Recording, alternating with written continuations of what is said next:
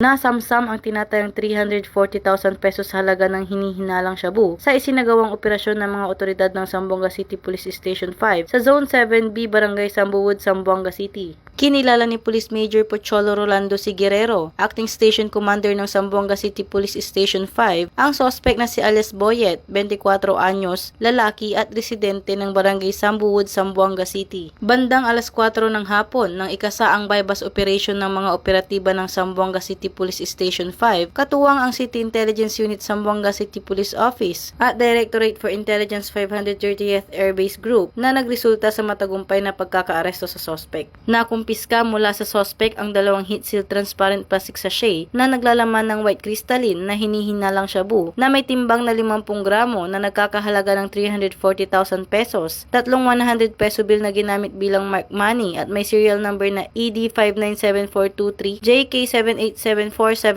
at EN610216 at isang itim na coin purse. Maharap ang suspect sa kasong paglabag sa Republic Act 9165 o Comprehensive Dangerous Drugs Act of 2002 kapag napatunayang nagkasala ito. Ang mga nakumpiskang ebidensya at ang naarestong suspect ay nasa kustudiya ng Zamboanga City Police Station 5 para sa dokumentasyon at tamang disposisyon. Patunay lamang na ang pambansang pulisya ng Pilipinas, katuwang ang ibang ahensya ng pamahalaan, ay hindi nagpapabaya sa kanilang sinumpaang tungkulin na huliin ang mga taong tiwalag sa batas, mapanatiling ligtas ang komunidad at ipatupad ang kapayapaan ng bansa para sa mas maunlad na bagong Pilipinas. Mula dito sa Zamboanga Peninsula, ako ang inyong PNN correspondent, Patrolwoman Luis Mariconde, alagad ng batas, tagataguyod ng Balitang Pulis.